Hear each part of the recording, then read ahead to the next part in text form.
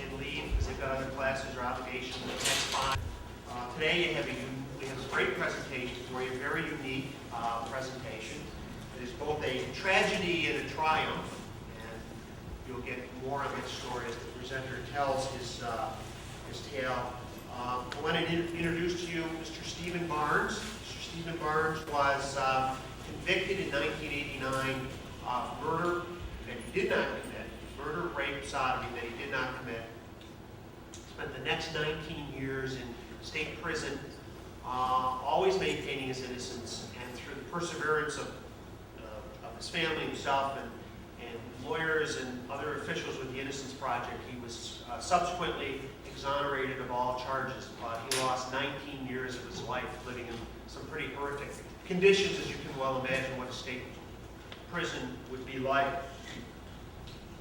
So in 1989, Steve Barnes was convicted in upstate New York of murder he didn't commit based on questionable eyewitness evidence and 3 types of unvalidated forensic science. Nearly 2 decades later, DNA testing obtained by the Innocence Project proved his innocence, and he walked out of a Utica courthouse a free man on November 25th, 2008. The crime.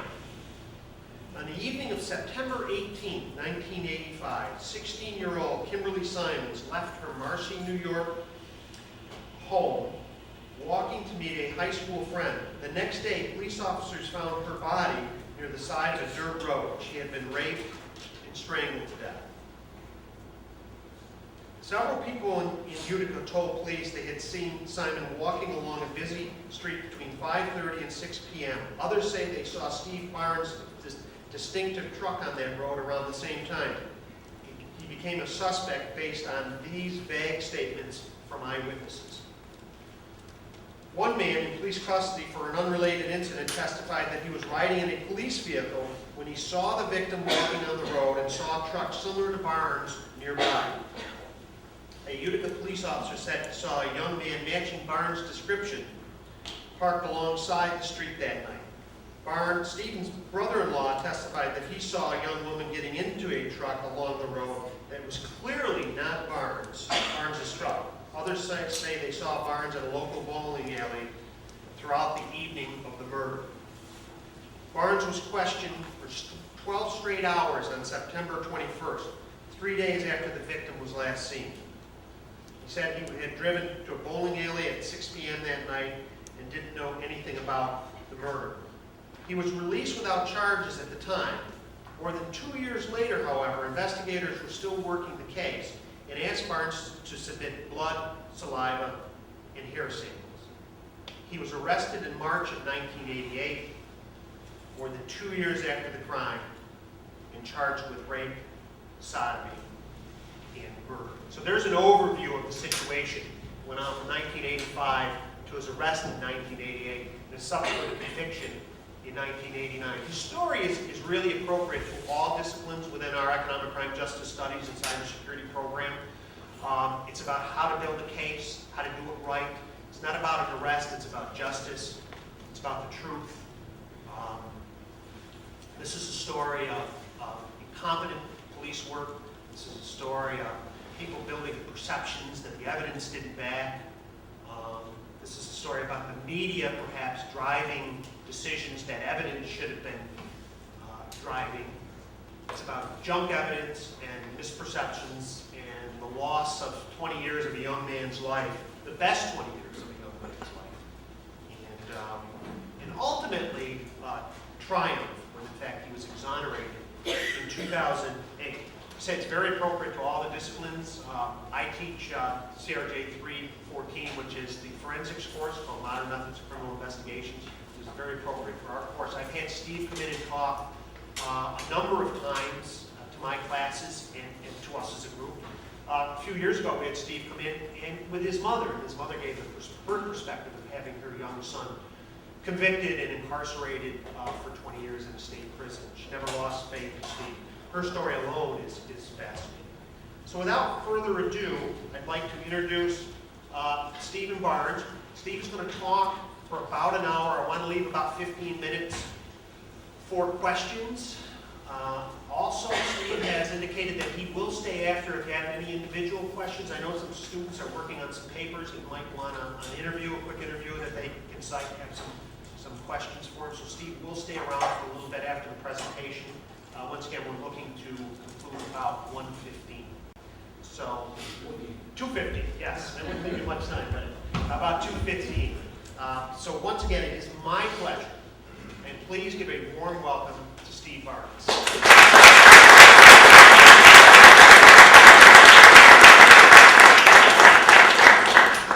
Thank you. Can everybody hear me? It's always a pleasure to come here to the college and speak. Just as I all hit the high points of my case, but I'm going to tell you how it all started. Back in '85, I was a 19-year-old kid. Living my life. I was out of high school a year before I graduated, '84, from Whitesboro. I lived in Marcy, not far from here, my whole life. September 18th, it was on the news, I seen this girl's body. That morning, I went through a roadblock on Mohawk Street, Route 49, and Kavanaugh Road. They were stopping everybody. They had a big picture of her and asked, "You seen this girl?" I said, "No, she was not. She was 3 years younger than me. What about my business?" I went to a friend's house that day and I helped him cut wood. It was in September. Spent most of the day at his house and came on my way back home. I took the same route. There was an unmarked cop car on the payphone.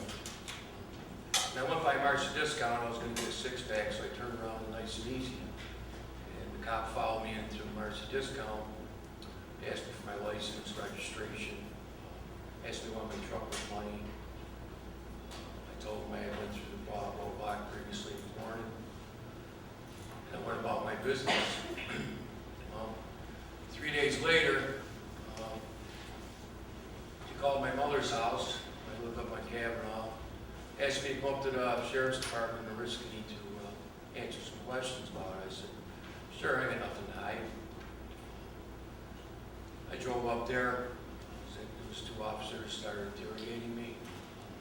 About the first hour, they asked me where I was. I told them I was at a bowling alley. Most of the night, I was home during the day with my brother.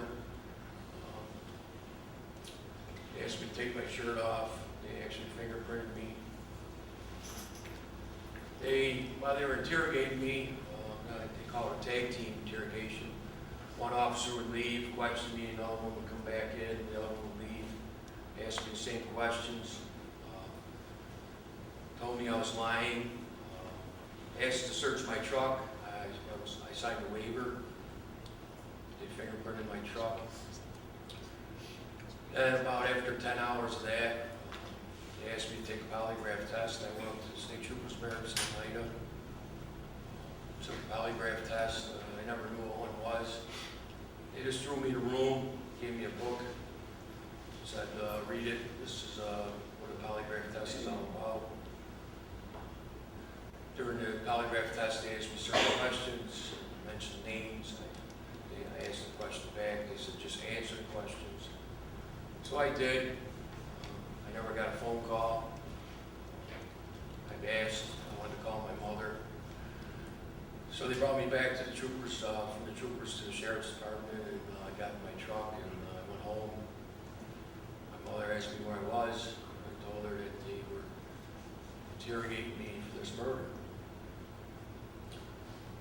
For the next 2.5 years, it was approximately 6 months after the interrogation, 6 to 8 months, the same officers asked me to go up to St. Elizabeth's Hospital, give up blood and hair, which I did. Then from 87, 88, it was March 25th, 1988. It was me, my brother, my little brother, and my girlfriend at the time. We were at my mom's house. It was probably about 7 o'clock, 6:30. All these cops go in the driveway. Two officers, they interrogated me and followed me around for the last 3 years. I used to work construction, they used to follow me. They interrogated all my friends, they brought my girlfriend up, they interrogated her, and the officer said to me, you remember me? And I said, how could I forget you? You've been following me and interrogating me for the last almost 3.5 years. He said, well, a couple people come forward and pointing a finger at you and you're under arrest. My little brother was freaking out. I go, I'm yelling, I go, I can't believe this is happening. I didn't do nothing wrong. They brought me over to law enforcement, told me, put me all over the news, put me in the county jail. They didn't want to give me bail at first. So I was in the county jail approximately about 30, 40 days. Finally gave me bail. And my mother put her house up and I got out of bail for almost a year. I worked construction and I had a curfew. I just worked. I used to build houses back then. Then in beginning of May, '89, I hired a good lawyer. He's no longer with us today. It was Salvatore Capislatra. He was a good lawyer in the area. He agreed to help me with my case. Trial started in the end of May. My trial lasted for 14 days. My whole trial was circumstantial. I had one guy said that he was actually an off-duty Utica policeman. He's in 1985. He didn't recall what truck or what person he saw on Mohawk Street. He said after 3.5 years, his mind got better, and he picked out my truck and me. What the cops did is they had a photo array of trucks. My truck was 3 tones, light red, fire engine red, burgundy, and slate gray.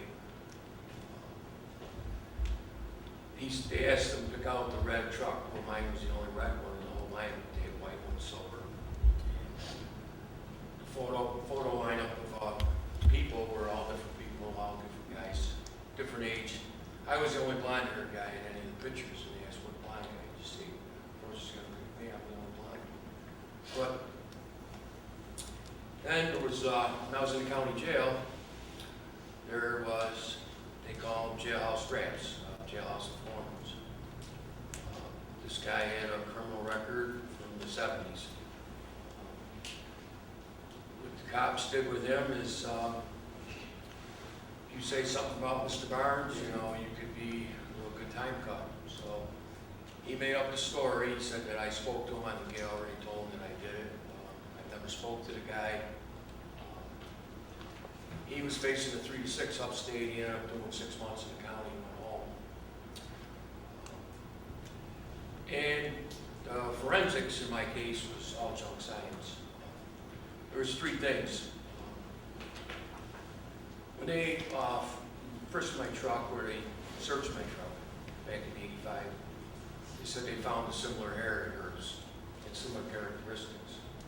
Then they took dirt from under my rear wells of my truck and said it had similar characteristics of the dirt from the crime scene.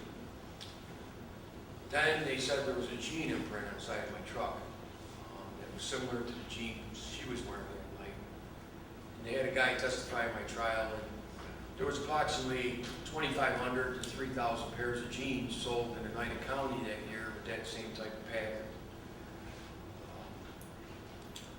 I had 7 or 8 people testify. I was at the bowling alley at 6 at midnight. My ex-brother-in-law, he testified. After 14 days of that, the jury, they took the case. And I remember every day I was out on bail, the jury used to come in, look at us, me and my lawyer. And I remember every day we got done with trial, and my lawyer says, oh, nobody heard us today, it went well. Because my whole trial was, my whole case was maybe, perhaps, could have been, all circumstantial. And I said, there's no way they convict me, I didn't do nothing. So my jury was out for about 26 hours. Last lasted 14 days. On June 2nd was around 5 or 6 o'clock at night. I was home. The lawyer called and said, we got to go back to the courthouse. Jury reached a verdict. So I had plans that night, have a party, but didn't work out that way. I went to the courthouse, and the jury came in. They didn't look at me that day like they did in the previous days during the trials. The jury foreman stood up and said, how do you find the defendant? They said, guilty. Well, I remember I was about shocked, tears rolling down my eyes, and my lawyer looked at me and said, I'm awful sorry. So for the next 3 months, they, revoked my bail, brought me back up to the county jail, and tried to get a retrial. They denied everything. In the middle of August 1989, they sentenced me to, they found me guilty of second-degree murder, first-degree rape, first-degree sodomy, and they sentenced me to 25 years to life. I wasn't much older than some of you kids are today, right in this class. I got convicted at the age of 23. I've never been in trouble in my life. Like I said, I lived in the area all my life. Graduated from White Scroll. I went to Catholic grammar school. So it was kind of going to prison was kind of scary for me. I was a country guy. I wasn't, So he sentenced me in September. I went upstate September 8th, 1989. I figured I'd be out on appeals in a couple of years. After my first year in prison, actually one of the prisons I was in, I was probably 7 or 8 different maximum security prisons. My first year, my trial lawyer, he did my appeals. I appealed to the 4th Department. They shot me down. I asked to be entry into the Court of Appeals, State Court of Appeals. They denied me. Right after that, at the age of 69, my lawyer had a massive heart attack and died. The district attorney had tried me, the assistant district attorney. Shortly after my lawyer passed away, he passed away of a heart attack. So now I had to start all over. I had somebody try to take on my case. So I was in prison probably like 4 years, and I remember I was watching in the yard. It was an old talk show, Phil Donahue show. They had these 2 guys on there, Barry Sheck and Peter Newfound. They co-founded the Innocent Project. Barry Sheck was a law professor down at Cordova Law School in New York City. They were getting guys out on DNA. So I sat down and wrote a whole length letter about my case because I had rape kit DNA. So they agreed to take on my case. I was the 10th person to write the Innocent Project. Well, I remember it took about 2 years. District attorney in our area was our ex-congressman. He was very cooperative. They had the evidence. They sent it to a lab down in Texas. They came up, took my DNA. They sent it to the lab. My mother came up about after 2 years of all this. I had my hopes up of going home. But it didn't work out that way again. The DNA came back inconclusive. Technology wasn't there. So my case was dormant. They closed my case. They said DNA we came back inconclusive. Sorry. So, but I always, for the next 10 or 12 years, I always stayed active in the law library. I bounced around from prison to prison. I don't know if anybody ever knew anybody in prison or place I call hell on earth. I wouldn't wish prison on my worst enemy. There's not a happy day in there. I used to be very miserable. Don't tell me happy birthday. I've never celebrated Christmas, Easter, Thanksgiving. Don't tell me good morning. Don't tell me have a good day. I've been in solitary confinement. I've been in a lot of fights. The strong survive in there. The weak get preyed on. When I first went in, there was probably 40-something prisons. Now New York's up to like 70-something. But I always stayed busy in the law library. And about 10 years went by, and I always read up on DNA. The technology was getting really advanced, like everything else. I wrote, my little brother actually, it was in like 2005. He went to, the Innocent Project has conventions every year in different states involving innocent guys. They got out. This one particular year was in '05.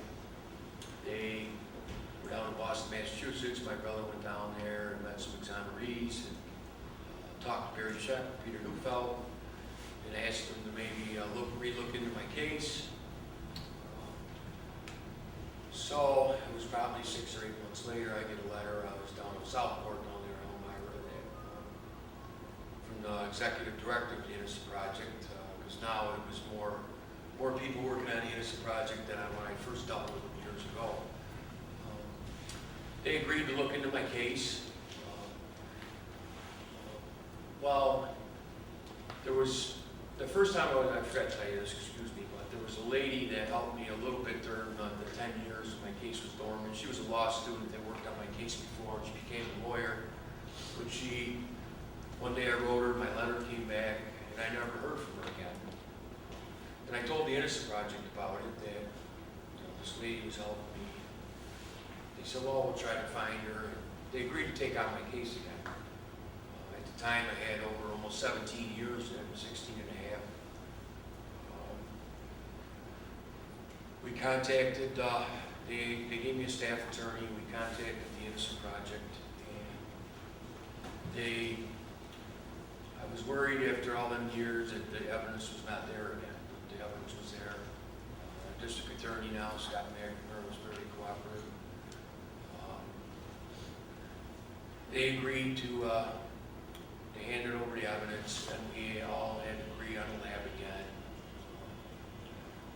This process took at least almost 2 years again, and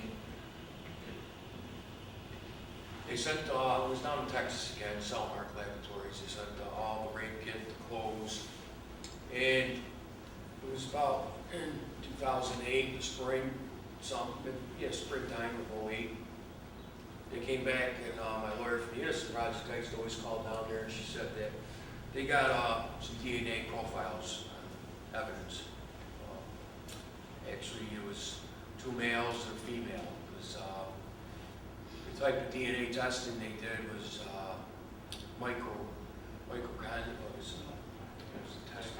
yeah, excuse me. It was a new test that came out, and they did the new DNA called touch DNA. Somebody touches your clothes. So they said they were coming up to take my DNA. It was the end of November, beginning of November of '08. And 2 investigators from the District Attorney's Office, a lady from Cellmark Laboratories, they came up. And years ago, they used to take blood. Now they just swab your cheek. I remember the officers telling me, Steve, we're here for you. I says, you're here because I questioned you. My lawyers told me not to say much to them, so I did. And I asked the officers, I said, how long is this going to take? Because I'm going home. They said, well, about a week. So it wasn't about 10 days later, November 21st, 2008, I called home like I usually do. It was on a Friday. And my mom told me that the Innocent Project called. So I tried calling them. I didn't get, the line was busy, so I waited. Finally got a hold of them.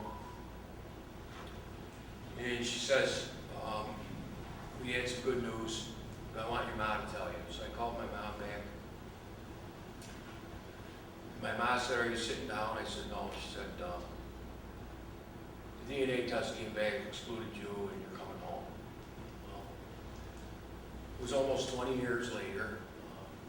I had tears of happiness now. It was 20 years before that, it was tears of sorrow. I never thought I'd spend all them years in prison. With all the ups and downs I had on my case, I missed my niece and nephews growing up. All my grandparents died, and I was only allowed to go to one funeral. Dealing with, not sleeping sound, sleeping on a steel bed all the years, living around people you hate. It all finally was coming to an end, and I was so happy. But I didn't go home that day. I had to stay in prison another 3 days. So Monday came, the 24th, November 24th, 2008. They brought me back to Utica County Court. And, the judge that was all going to preside over my case, he was a district attorney at the time, so he couldn't, it was a conflict of interest. So I had to stay in jail one more night. So they put me in the county jail. They brought me back to court on November 25th, 2008. My lawyers was there. Barry Scheck represented me. He came in, and I remember that day. It's like next month will be 5 years ago. It was. I remember going into court, and I had the shackles on and everything. The judge was there. There was a million cameras in the courtroom. And friends of mine I haven't seen in 20 years are saying hi to me, and people have changed. You got gray hair. A lot of things have changed in 20 years. When I was incarcerated, a lot of my friends they didn't visit me. They didn't write me. Whenever you get in trouble, the only friends I had were my mother, my brother, and my sister. Actually, some of my friends that I thought were my friends, they weren't. They made up stuff about me. They lied. So I went up to the podium, and Judge Dwyer, he said a few words, and they took the prison jewelry off. I called the handcuffs and the chains, and they dropped it to the floor, and they vacated my sentence, and said you're free to go home. We had a big press conference. Now when I got out, I was prison smart. I wasn't street smart. There's a lot of stuff out here I didn't know about. You kids grew up on cell phones. I didn't even know what one was. I didn't have access to computers. I didn't know what the internet was. So I had to re-get my driver's license. So I had to start over like a kid. Here I was, 43 years old. So after the press conference, we went to had a nice dinner with my family in Delmonico's, a few close people. I remember driving home where I grew up. Everything was different. The road changed. Places were torn down, rebuilt. It took me a little while to adjust. Sleep in a real bed, sit down, eat like a human being at the table with your family with a real fork. Not being locked in a mess hall where they can tear gas you at any time. I was treated like a human being when you get out here. In prison, you're just a number. My number was 89C1152.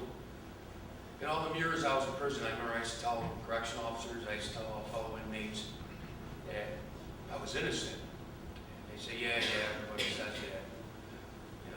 Everybody does say that in prison. No, I don't belong here. I was telling the truth. I remember when I got out, that was what I told the reporters. I said, that's the biggest thing. Nobody wants to believe you. The truth set me free, and DNA don't lie. So I was out a couple of months, spent my first Thanksgiving with my family, my first Christmas in 20 years. Came into January of '09. I was going back to court. This time they were dismissing my indictment, like I never been in jail. It was a rare thing that the district attorney, Mr. McNamara, I call him Scott, but I always just call him Mr. McNamara. He brought me to his office and he gave me an apology. And, he told me, he goes, Mr. Barnes, he said, I just want to tell you, I believe our system is the best in the country, but it failed you, and for that, I'm very sorry. I thought that was nice of him, you know, because a lot of people don't want to admit they're wrong. He had nothing to do with my case. Me and him are actually the same age. He was in law school out in Albany when I got convicted. Me and him got very close since I've been out. We've done talks together. And I went into court after he said the same thing to me in court again. And I shook his hand. And then after I was fully dismissed, like nothing, you know, I had no record no more. I was normal, I could vote, whatever I want. I had no record. I was ever in prison. They sealed it. I started working with the county like that March of '09. I worked for the county for 3 years. I just got laid off last year. I used to work with troubled kids. When I first started, I used to run a re-entry. I used to work with ex-inmates getting out of prison. But I got laid off because the state, I used to work under state and federal grants, they cut them out. So what I do now is what I do is I talk. You know, I've been around, I've been everywhere speaking. I went as far as Alaska, I've been to Washington. I try to change laws in Albany at the Capitol. Been in a lot, but like Mr. Dial said, I've been here 3 or 4 times. I do a lot of fundraising for the Innocent Project because they're a nonprofit. I've been down there probably 20-something times. I've raised money for them. When I got out, I was number 24 in New York State. I was 227th in the country. In the last 5 years, the Innocent Project got another 50-something guys out after me. There's actually 7 inmates that I did time with that got exonerated down in New York City. So, my life, like I said, I've been out 5 years. It feels like I've been out here for like 20. Time out here goes very fast. The penitentiary goes real slow. Like I said, I had a lot of ups and downs. And that lady that was, I told you previous my story that she was a law student, she was a lawyer. I lost her, I wrote her a letter, she never contacted me. The Innocent Project told me, like, I was out about 6 months. They said they found her name was Christine Doyle. She got in a car accident, was in a coma. She doesn't know who I am anymore. She's still a vegetable. She doesn't know I got out. There's 4 people that admitted they lied in my trial since I've been out. Nothing can happen to them because statute of limitation after 10 years, that's it. The new investigators on the case since I've been out, they found out a lot of stuff that was not investigated. There was a lot of reports that were written, other people were investigated. What the cops did is they put blinders on, they just focused on me. They wanted to solve this case, and people put my name in the mix that I thought were my friends, and they just kept building on the case, and they got an indictment, and they arrested me. Since they put my case on America's Most Wanted twice, I was on film when they came up to Utica here a couple years ago, and they filmed me. They spent 28 years, I think it was just an article in the paper. They still haven't solved it. They've done DNA testing on a few individuals. One individual they did DNA testing on, he actually was in prison with me. He ended up committing committed suicide after they took his DNA. Another guy had died. I always want closure in this for my family and her family, because two wrongs don't make it right. Her family always thought it was me. Now they had to relive it. One of the investigators just retired last year on the case, but he's voluntarily working on it from home. He had just had an editorial in the paper about it a couple weeks ago. Since I've been out, remember I told you about the junk science in the case? Well, that hair, remember I told you it's similar hair? They tested that hair a couple years ago. Sheriff, the investigators on the case, and the hair came out to be mine. They always said it was similar to hers, but it was my hair. They said where they found her body on Mohawk Street, that's where she was not killed down there. The off-duty cop that supposedly said he saw picked me out after 3.5 years, mine got better. The investigators now, they went to go see him after I've been out. He told them, it's my story, I'm sticking to it, see you later. The old investigators are on the case, they're retired. They live out of state. New investigators called them, they didn't want to cooperate, return calls. Paperwork was mishandled. Reports weren't written. It was a very shady investigation, the way they handled the evidence. Well, like I said, I'd love to have closure on this, but it's so old, and they started over, and they said there's still a few people out there that know something and hasn't said anything. Well, like, I always said that I get up every morning now, and it's like Christmas morning to me. I always got a smile on my face. I don't think anybody realizes when they snatch your freedom away. I was told what to do for 20 years. It was actually 9 years, 10 months I did, a couple weeks. But I spent all my prime years. I went in at 23, came out at 43. So those are all your good years. You pick your career, family. Like I said, I just had my family, thank God, and I had the Innocent Project, what I call my second family. Back then, when I went to prison, our governor now, Andrew, his father was the governor, Mario Cuomo. Mario didn't believe in the death penalty. Because if he did, I wouldn't be here today.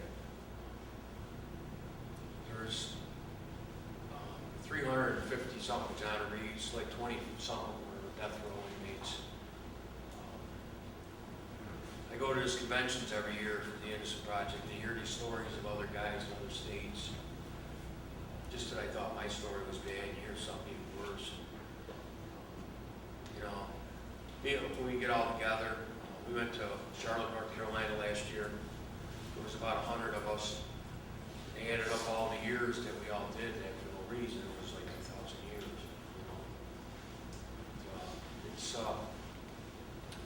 And a lot of people ask me, did the state ever compensate? It's like the number one question. I'm going to answer it right now. When I got fully exonerated in January of 2009, they gave me the right to put in a claim against the state of New York. They just didn't say we're sorry to hand over a check. It wasn't that easy. I had to put a motion in. Actually, the judge that was presiding over the court of claims was Norm Siegel, and I knew him years ago. He was Judge Buckley's law clerk. Judge Buckley was the judge that just passed away this last week. He was the judge presiding over my case. And it was, we went to court. I had some lawyers out of New York City. They took my case. They offered me, I was at the court in Utica at the courthouse, court of claims in the county. They offered me $1.5 million. And I told my lawyer, no, I says, there's no amount of price you can put on 20 years of your life. like I said, I lost all my prime years. But I was one of the highest paid guys in the state of New York, Court of Claims. They ended up giving me $3.5 million. But it doesn't justify what they did and what I had lived through and all the years I lost. And I do have a civil suit in, but it just takes time. I was telling Mr. Thiel that he said earlier we were talking, I should write a book. A lot of exonerees write books. It's because this happens a lot, you know what I mean? A lot of people don't realize that there is, you look at the percentage of innocent guys in prison, say 1 or 2% are innocent across the country, and you divide that with all the millions of people in prison, that's a lot of big guys, But, I'm still young, I'll be 48 soon, in January, a few months. I stay busy with the Innocent Project. I bought a house in Marcy. That's where I grew up, that's where I got arrested, that's where I live. When I got out, I had a lot of community support. I've never had anybody say anything bad about me. The officers that have worked on the case now, they always stay in contact, email. Like I said, one of them's retired, he's still working on the case. I'm hoping one day I get a phone call or email that says, Steve, we made an arrest. And, give closure to her family, my family, and everybody can go on with their lives. I always was brought up, the system's the best. It failed me, it failed others. That's why I always go to Albany, we're trying to try some DNA laws. We're trying to change how they do photo lineups. They do now, since I've been out, I've fought for film interrogations. Atlantic County films about 80% of their interrogations now. I wish they filmed 9 years ago, because a lot of stuff I've asked for was denied, was called all kinds of names. All the years in prison, when you got a rape charge, it's not a particularly good charge. So, I had to fight for myself. I lifted a lot of weights. I kept busy in there. I used to work with deaf inmates in prison. I studied sign language for 4 or 5 years. I took law courses. When I got out, the technology, thank God with DNA. Since I've been out, it's even more in depth now. I think they got a hypochondria test or something now. It's even a lot in depth in the test they did on mine. I remember when the lab did mine from the Innocent Project, the bill was $40,000. That's why I always raise money for the Innocent Project, because when I got out, they assigned a social worker to me. Like I said, I had to read Justice Society. The world moved on, but I didn't. I was secluded in prison, and I used to watch the news and everything, but I wasn't hip to all this. Now I've been out, the texting, the phones, all that good stuff. The internet.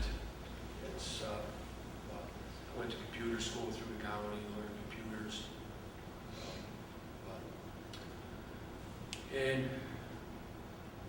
I guess I hope somebody has a question. I may do. Just don't feel bashful or shy. You can ask me whatever. I'll answer the best I can, okay? I'll start off by answering. According to reports, you were interrogated for 12 hours. By today's standard, that would be considered a coercive interrogation. So could you go into a little bit more of what happened in those 12 hours, and what was your physical condition like at the end of those 12 hours? Would you confess to killing Lincoln after 12 hours under those circumstances, or what? After the first hour of my interrogation wasn't bad, and they started telling me I did it. Like I said, one officer leave, come in, asked me what I did that night, where I was, looked me in the the eye, slammed their hand down, called me a liar. Made me take my shirt off, fingerprinted me. Like I said, I signed a waiver from the first of my truck. I asked to call my home several times. I think they gave me a glass of water, that was about it. When I was taking the polygraph test, after all them hours, I was exhausted. It was a long time, man. I was a 19-year-old kid. Here you are, they're trying to blame you for this murder. You're trying to stick up for yourself and you're telling the truth. I had nothing to hide. I fully cooperated. And they just kept telling me I was lying. Just tell us how you did it. Because there is, in New York State alone, there is 4 or 5 cases in John Reed's where false confession was made. People think it's, how do you confess to something you didn't do? Some of the way the cops use, say, tell us how you did it, we'll let you go home and stuff, the way they do it. But it was probably one of the longest 12 hours of my life. I'll never forget it. I would like to talk to them 2 officers, they're now retired. And I remember them calling me a liar. I'd like to ask them who was the liar. A lot of people say, you probably hate cops, which I don't. I have good friends of mine, they're officers, correction officers. Just like when I was in prison, there was good cops, bad cops, good inmates, bad inmates. I'll treat you the same way you treat me. You treat me with respect, I'll give it right back. But, I remember them officers, not only after 12 hours, they followed me for another 2.5 years, They asked me my girlfriend, interrogated friends of mine, it was just the way they went about stuff. They don't do stuff like that today, it's more, like I said, they have everything on film more or less now. In Utica County, I know they do a lot of filming. I wish they did that for me, but that's how they did stuff back then in the 80s. Anyway, yeah. How do you feel like the criminal justice system failed you in any way? And how do you perceive it now? I can hardly hear it a little bit, sorry. So how do you feel the criminal justice system failed you, and how do you perceive it now? Back then it did, criminal justice system. Like I said, when I was brought up, I was brought in and brought up that the system was perfect, cops don't lie, everything's great. It failed me. Today, do I think it's perfect? No, nothing's perfect. It's changed a little bit since I've been out, especially with filming interrogations, types of DNA laws. Actually, New York State's one of the good states. Some states, like I was out in Alaska, they won't even allow guys to do DNA testing. Each state has their own laws about the DNA and the way the system is. Like I said, I've been out to Albany several times and testified. I've talked to a lot of people out there. I've talked to our local assemblyman, Senator Griffel. But today, the system's a lot better than it was back then. Yeah. People often say that a lot of people go to prison and come out even worse. I mean, obviously it's not your case, but you see, do you think that's true? What did you do? Well, when I was in prison, guys used to be paroled, come back. But I remember they used to say, it's tough out there. I don't know how bad it could be out here that you want to go back there. You know what I mean? There's not one nice thing I can say about prison. Like I said earlier, I did meet some halfway decent officers and inmates. Actually, I went back to prison after a year after I got out. And visited a few people. A few of the officers came into visiting room. Yeah, there's a lot of guys that come out of prison, paroled, that do go back.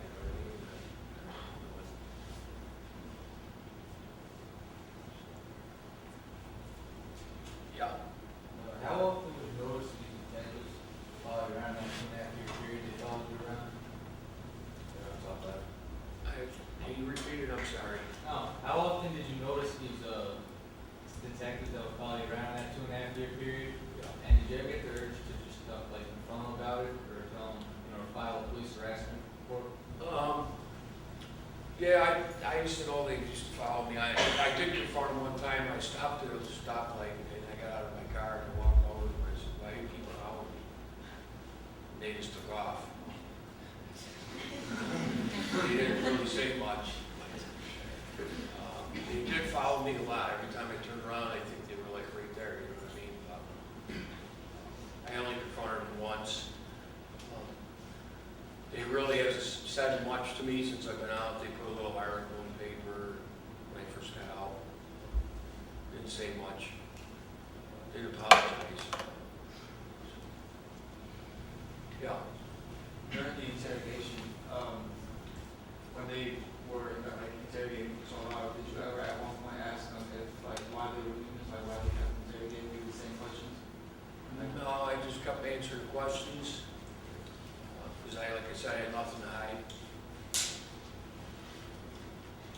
When I was 19, I'd never been in trouble before, so I was just trying to cooperate. After 8 or 9 hours, it was getting tiring. It was very stressful.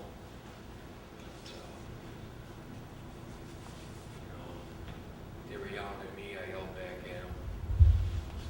It's a lot for somebody to endure 12 hours a day, especially at a young age too. Yeah. Sorry. Did they ever inform you of any of your rights that you should have been told before the regular interrogation? As far as, you have the right to attorney, kind of stuff like that? I don't remember them saying nothing, no. I asked to call an attorney when I was there. They didn't even let me make a phone call. Like I said, I signed a waiver for them to search my vehicle. They just couldn't go out and search it. They didn't give permission. But they did fingerprint me, took pictures of me. They made me take my shirt off. They said they were looking for scratches. So, yeah. Did you have a chance to make amends to any of those people who testified against you, who were your friends? I ran into a couple of them since I've been out. I didn't say too much, shook their hand, you gotta live with yourself the way you did. I don't wanna hold all that bitter and hateness in me. I'm moved down in my life is good now. They gotta live what they said was wrong, what they did, so. A lot of people say that you should be bitter, more bitter than you are. See, I lived all them years in prison, I lived in that sour environment. I don't want to act like that out here. I've met a lot of great people since I've been out. It's just, life's good now, and I just don't want to hate anybody and wish anything bad on them, but they got to live with their actions, what they did years ago. So, yeah, way in the back there, I'm sorry. Yeah, although the DNA proved you innocent, do you think there were people that still doubted the DNA of your innocence? Like people you knew, like your personal friends? No, actually, nobody's ever said anything to me, unless they kept to themselves, but nobody's ever doubted me, said anything. Actually, since I've been out, it's always been the opposite.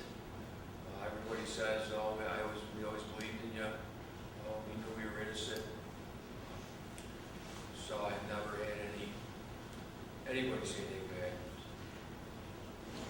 Yeah. Do you think that you gave the police officers too much information and that they mixed up their words somewhere along the line? No. No, I told them my story, what I did. When I got up that morning, I went to bed. They said I was lying, and like I said, they had people testify. But it was a small town at the time, tragedy. They just wanted closure. They didn't care, It was, tough situation for me and her family. My family had lived through the conviction of me in prison all them years. When I got out, her family had to relive it, reopen the case, you know. It's just, like I said earlier, it's two wrongs don't make it right, you know, and I hope there's justice someday for the real person, the persons that were involved in this, you know. Like I said, it's 28 years ago. It's, you know, there's just, like they said in the paper a few weeks ago, there are people out there that know stuff, and just still have to move forward. Somebody else over here? Yeah? Has the victim's family ever reached out to you since you got out? No. They did say something in a newspaper article one time. They said that their heart goes out to me and they wish me very best for my future. They live out of state. Somebody told me that they were up this summer, their parents. I didn't see them. Somebody told me they were. Actually, one of the investigators, he was up from Florida too, but I didn't see him. Yeah. In your opinion, would you like to see some change in the criminal justice system today in New York State? Any, The system, yeah, well, this system, like anything else, is it's always good to change some things, you know what I mean? I said earlier, they've done some changes since I've been out, they're filming interrogations. That's a big plus. They're not gonna, there's a lot of change, you know, like when I went through our jury, you know, the jury system, I ended up with a lot of older people, people don't want to be there, you know what I mean? And a lot of people in our jury, they believe, he must have had something to do with his guilt, they were arrested, you know, they have that on their mind. I just, you know, the way they investigated my case and how they handled it was, they try to go to trial with junk science they had in my case today, the judge would probably throw it right in the garbage, you know what I mean? It's, system's changed quite a bit since I dealt with it years ago, you know, until I got out. You know, so, it'll probably continue to change, I hope, you know, for the better. I don't want to see it go the other way, but with technology and everything, the way it is, it's come a long way, I think, so. Yeah. I actually want to say, I was there on the day that you were released, and I tell you, that was one of my fondest memories. It was really something to see. Oh, you were there? Yeah. Yeah. My question is, do you believe that the prison systems are doing enough to lower recidivism? Well, prison system now, when I went in, there was a lot of programs and stuff for the inmates. After 20 years, they downsized a lot. The money's not there, so the system isn't, it's not designed to really help you too much in there. Like I said, you gotta be strong. It's just, I don't know, it's just bad. What do you call it, hell on earth in there. It's getting worse. The worst part of life was seeing a person was all your gangs. It's just, like I said earlier, I wouldn't wish it on anybody. Hate it, but it's just such a sour environment. They really don't do much for you. You know what I mean? We don't make much money in there. I used to make 21 cents an hour. There's not a lot to do in prisons. People get into trouble, you know what I mean? That's where gangs and all the other stuff come from. But me, I used to always just work out.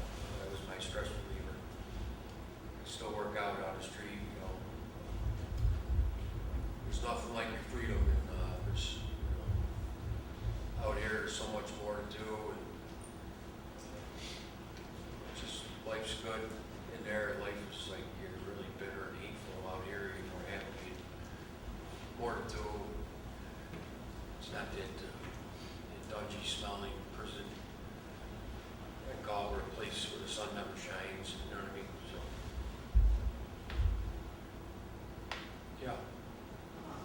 sorry, Yep. hypothetically speaking, if you would not have been part of the Innocence Project and you would have, like, let's say, gone on parole, how hard would it have been for you to find a job and keep it and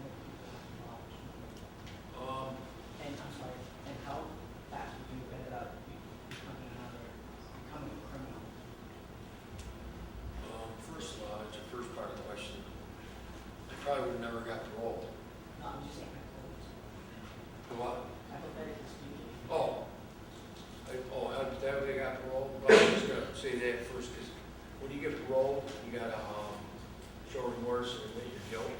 So I would've never got paroled anyways. But, if I ended up getting parole, there would be no way that I'd go back in there. I wouldn't, I would've stayed on the street. I hated prison. There's nothing, Some roads have really hard time. oh yeah, they do. Yeah, it is tough on parolees to find jobs. When you have a felony on your record, you got a sexual charge, you're not getting hired. That's where some of them turn back to crime. And plus, if they spent heck 20 years in there, they come out here, they can't get a job. Some of them probably have to go back because that's all they do.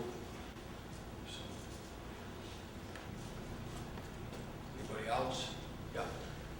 Between your initial defense attorney and the prosecutor passing away, and your initial experience leading the project where they didn't really do anything for you because the DNA came back, and then with the woman that you talked about was a lawsuit and then an attorney who ended up just stopping contacting you out of the blue. Did you ever get to a point or come close to a point where you thought you might just be stuck in there for your whole life? Yeah. After, first DNA testing came back conclusive, and lost him and blowing me off. Nobody wanted to listen. For 10 years, it was dormant in my case. I gave up. My life in prison, was a big flame. Sometimes it was barely lit. You know what I mean? I had my ups and downs. I had my hopes set up so many times to get out, and everything went wrong.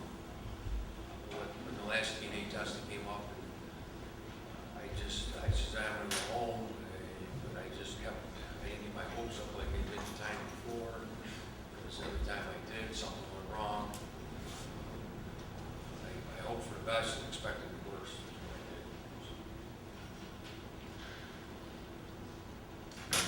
Anybody else? We have time for one more. David? Yeah. You say the biggest problem prisons face, because you've been through so many, what do you think is the biggest problem in prisons themselves? Biggest problem? Yeah, as in programs or. Being there, living in there. What I see is lack of programs for the inmates, you know what I mean? There's not enough guys to do it, you get into trouble. That's when you're in the gangs.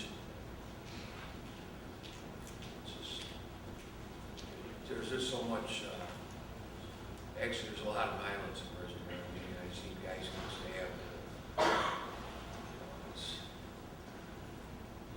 still have, but I have flashbacks from prison. You know what I mean? I'll never forget it. You know what I mean? It's like part of my life. It was 20 years of my life. I can imagine how they are now. Because the population dropped a little since I've been out, but it hasn't changed much. Like I said, funding's not there to help these guys out, A lot of them do need it, and they don't get it, so. Just want to thank you all for listening to me, and wish you the best with your college career. Give a big hand for